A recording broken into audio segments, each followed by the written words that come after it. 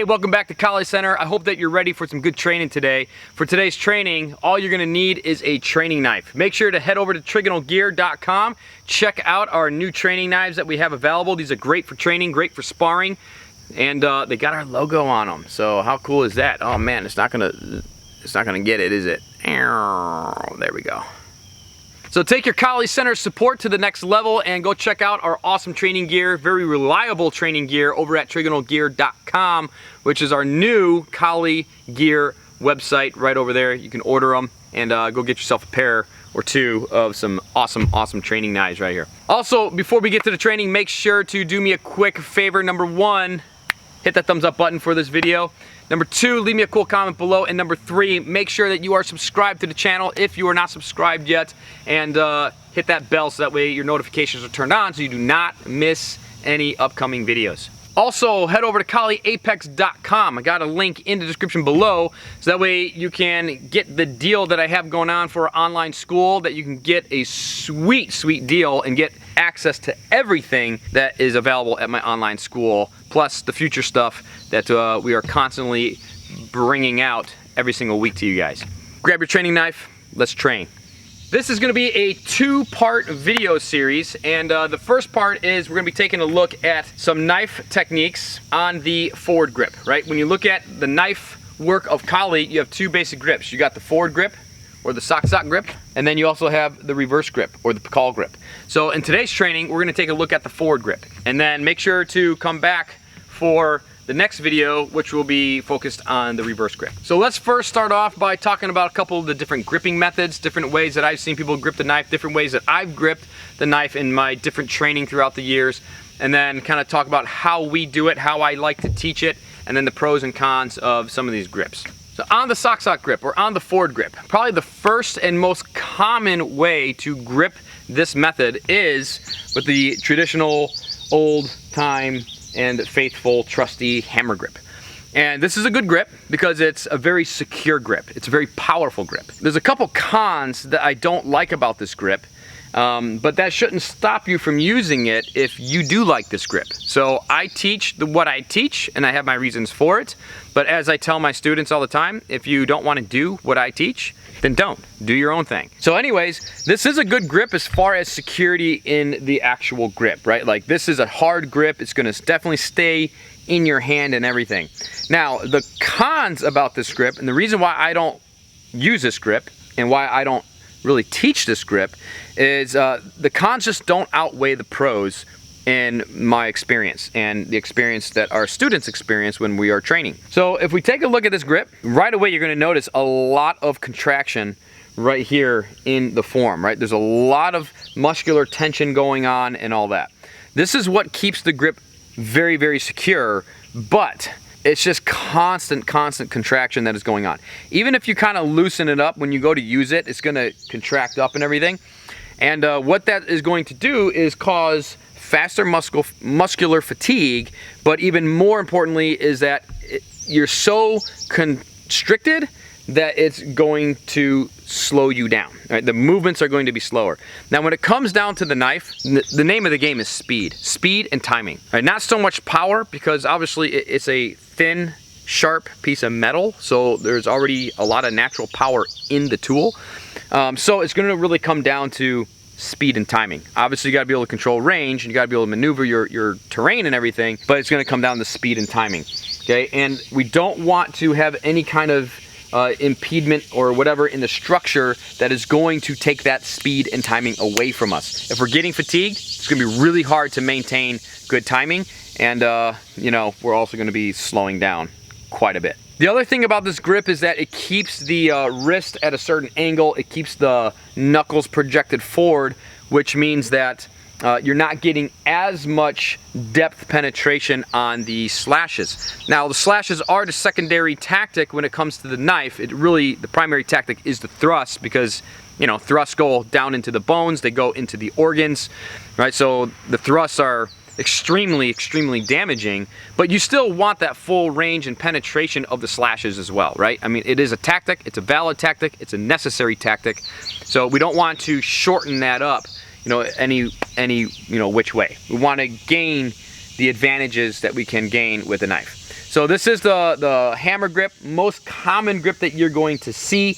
And again, you're just gonna have to kind of experiment, and if you like this grip, then use it. The grip that I teach here at Kali Center and in our curriculum is the Saber Grip. So the thumb is then going to move on top, and you're gonna see there's a slight angle here in the knife. So the knife is no more kind of locked in right here, right? It's angled out a little bit. You're gonna see that the fingers are a little bit angled, right? It's not at this like perfect 90 degrees and anything like that.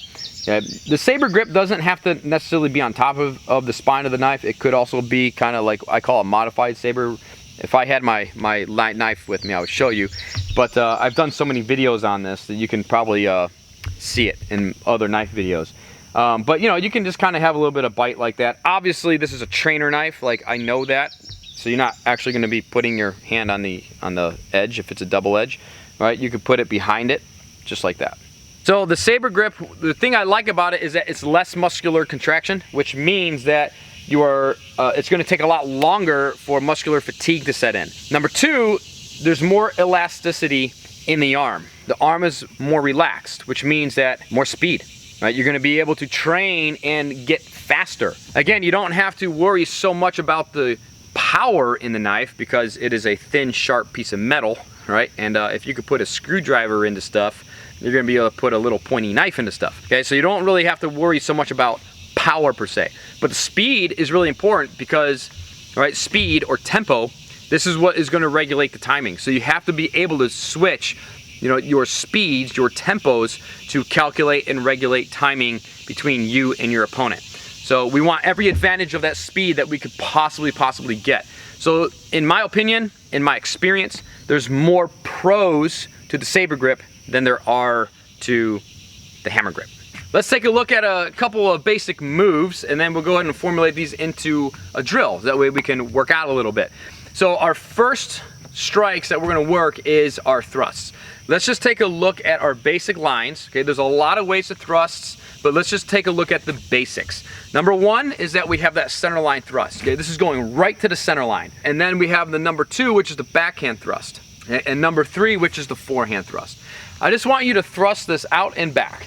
1, 2, 3, right there. Okay, so 1 in the center line, 2 in the backhand, 3 in the forehand. 1, 2, 3 right there. 1, 2, 3.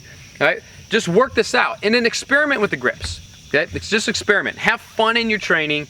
Don't take everything that somebody says as gospel. You got to come to your own conclusions in the end.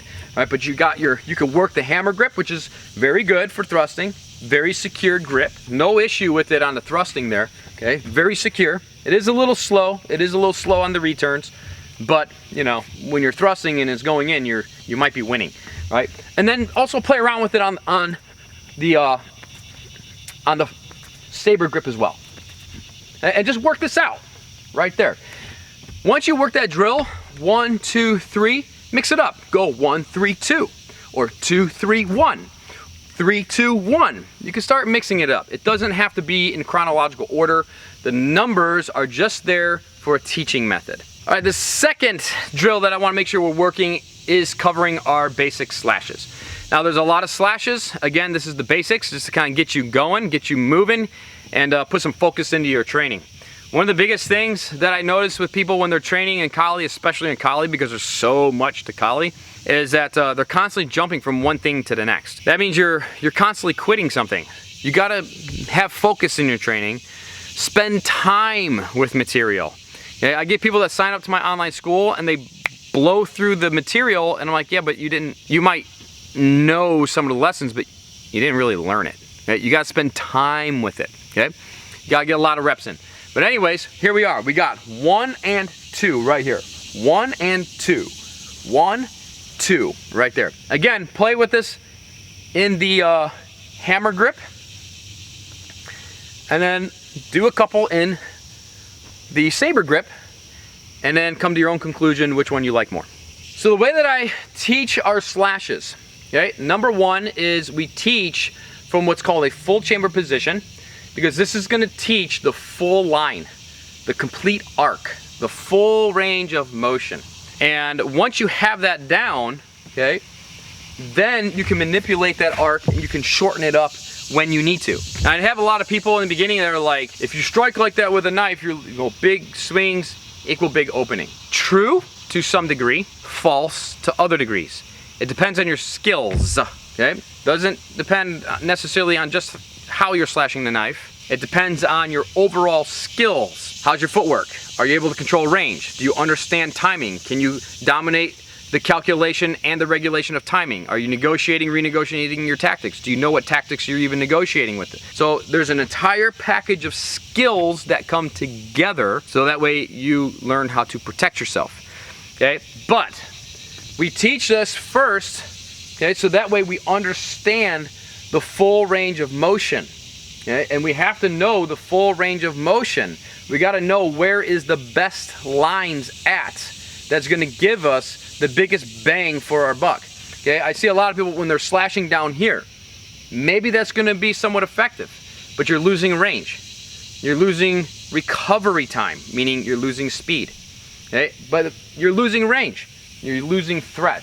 You're losing control of the situation. If you're striking, understanding where you are, you're gaining a lot of things. You got bigger bang for your buck. You got more striking surface, more range. You got a better, faster return of the weapon, which the return of the weapon is what regulates the speed, not necessarily the delivery of the strike, but it's the return of the strike. And at the same time, because your hand is in a better position, there's more overall protection for your hand, which means that you can protect your close quarter targets a lot better. So sometimes you just got to come out and train, come out to like an ITC or something, so that way, you know, you can experience it for yourself, the difference. But once you have the range of motion here, then we can start manipulating this, because then we understand where the arcs are, we understand the lines, okay, we understand range and timing and the manipulations of these things, and then you can start to change and renegotiate how you're striking, your tactics, your techniques, and the timing and all that stuff. All right, so work it out. You got your 1 and 2 right there, and then you also have your 1, 2, and 3 thrusts: center line, backhand, and forehand. Let's go ahead and swing it over to Bob and work some of the targeting so we have a little bit more understanding where these strikes are going. All right, my man Bob right here. Let's go ahead and take a look at these thrusts first. So the thrusts are the primary tactics when it comes to the knife on Kali, because the thrusts just do an incredible amount of damage. Obviously the slashes do too, and they can be very, very lethal, but the thrusts, they just stop things and they put people down pretty fast. You know, the thrusts are going down into the bones, which is destroying a lot of function, use of those areas of the body, going into the organs. You know, it's just powerful. It's just powerful. So when we take a look at it, the number 1 thrust, right? This is the center line thrust. So the center line thrust is going anywhere in the center. It can go into the abdomen, to the plexus, into the neck, right there into the face, anywhere along the center line. Now in Kali, at least the way that we teach it here at Kali Center, every school style system is different, but in Kali, the hip and shoulder distance is considered the center line. Okay, this on the plexus, we call this 0 degrees. There's a difference between, like, you know, what's going on anatomically and then what's going on geometrically and mathematically. Some people aren't interested in that, but I gotta explain it because this is how I teach it. Anyways, so you know, you can work your thrusts, you know, work your different targets right there on the center line, and then number 2 is your backhand thrust. Your backhand thrust can go anywhere here to the armpit, to the neck, to the eyes, and then same thing on your forehand thrust, to the armpit, to the neck, to the eyes, temple, ear, anywhere along this band that kind of goes around the head. We're really looking for what we like to refer to as unrecoverable targets. Okay, we want to be, you know, obviously collapsing vital organs, lungs, heart, liver, and then we want to be entering into, you know, the armpits. You know, we can possibly hit that brachial artery, obviously the neck, the eyes, you know, direct place to the brain, all that stuff. So these are what we call unrecoverable targets, right? Like once you strike these targets, you know, you're not gonna be able to stop the bleeding, or they're gonna shut down the function of the body, right? The moment that you know, thrust someone in the face and in the eyes specifically, you know, you're gonna shut down the function of the body. You know, you thrust them into the abdomen, that hits the abdominal aorta, they're gonna be out within, you know, few seconds. you know, they're just gonna drop because that's a lot of blood supply. Okay, so these are the target zones that we're really looking for. When you know this information, when you're training this, you have the skills to hit this, then you can work on your levels of, you know, kind of reducing injury and all that stuff, you know, lesser, you know, thrust into the shoulders or something like that. Still thrust though, okay? I don't know, people think weird things, but I'll say it anyways for those people that are, you know, kind of more lighthearted. All right, but anyways, work your thrusts, boom, boom, and then just kind of play around with your different targeting zones. Bop, bop, bop, right there.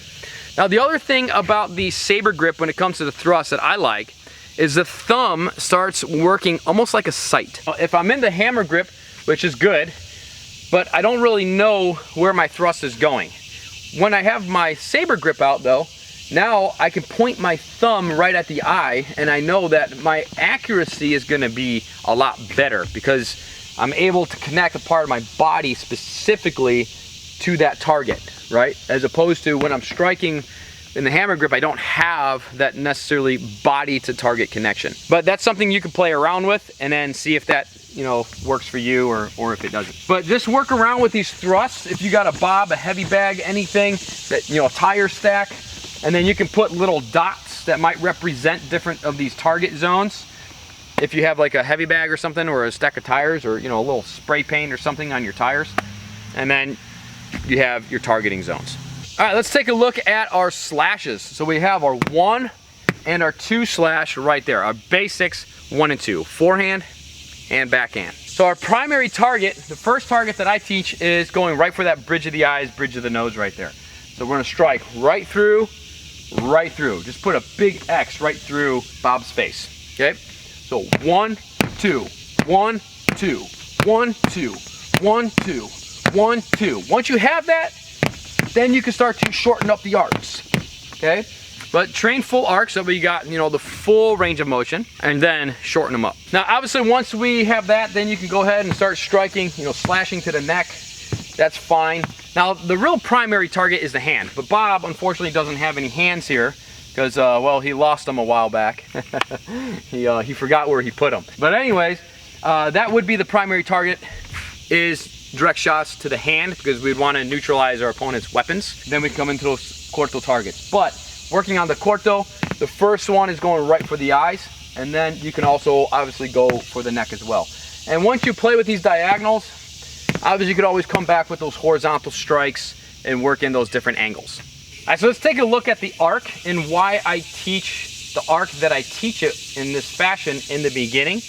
And it's really going to come down to striking surface, right? Like we're going to have a larger striking surface all the way through, as opposed to if I'm striking down here, right? If I'm striking down here, this is, you know, it's good. It's good. It's going to definitely cause damage. But if he was to wave away, you know, my weapon is low. I'm not covering my head. I'm not protecting much up here.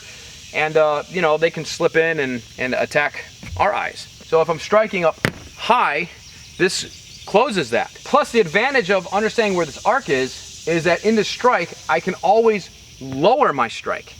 If I start low, I can't raise it on our 1s and 2s, okay? So I can always start high like this, and then I can track a target low.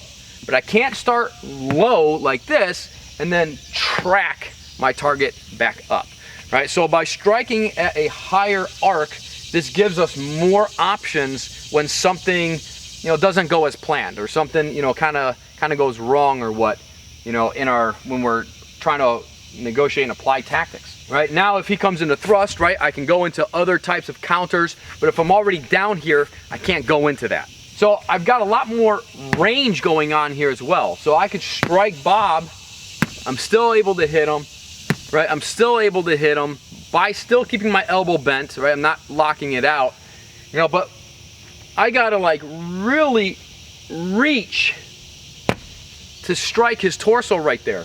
But from up here, I can still hit him. Okay, so we're losing range as we go down, and I'm gaining range as we come up, right? So as we hit this 90-ish right here, this is where we got the most amount of range. So it makes sense that means we're gonna have the most striking surface. Bah! Okay, so again, more protection for us, more target availability, more manipulation options for us. So again, with your slashes, kind of start playing around with that and play around with the grips. See what you like, and then comment below if you're noticing any differences between the hammer grip and the Saber Grip. See if you notice any differences. I'd love to hear your experiences in the comments below. Just do me a quick favor, do the drills first and then come back and leave those comments, so that way, you know, it's a fresh experience. So once we have these basics, right, we got our 1, 2 slashes, and then our 1, 2, 3 thrusts. Start having fun with your training and start mixing it up. You can work it just like that, 1, 2, 3, 4, 5, and then you can start changing up your different target zones. That's totally cool. Bop, bop, bop, right there. And then you can start kind of just have like a carenza and just flow with it. Now you can start working out, bop, bop, boom, all your different things here. Bop, boom, boom, bop, right? Go into slash, thrust, back to slash, right? And then you can start playing around and having a lot of fun exploring the different tactics and techniques of your Kali knife. I hope that you like this one, you like the information in this video, and if you do appreciate this video, once again, hit that thumbs up button, leave me a comment below, and share this video with your friends, with your martial arts friends, your friends who are martial arts enthusiasts, and continue the discussion over with them about the material that I presented to you here. You know, the pros, the cons, the different ideas, and that way, right, you just continue your training, and you're training the intellect side of it. So when your body is needing a rest, you can still train, right, the other aspects of your martial arts and all that stuff as well. Head over to KaliApex.com. Go check out our super deal that we have going on over at my online school. By going to Kali Apex, that's going to give you the code, and then it's going to take you over to our online school and everything. Also, check out our TrigonalGear.com store for all your training gear. You can go ahead and pick up a training knife, a Kali Center training knife, just like this. Again, these are great for training. They're great for sparring, flexible, all that stuff, and they're fantastic. Great, high-quality trainers, and they got the logo on there, so super, super cool. All right, I will catch you back here for the next video, which is gonna be part 2 of this video on our different knife fighting techniques and the different grips and all that stuff. And we're gonna be taking a look at the reverse grip, or the Pakal grip, in part 2. All right, so I'll see you guys back here in a little while. Get outside, go make nature your Kali dojo. I'll see you next time.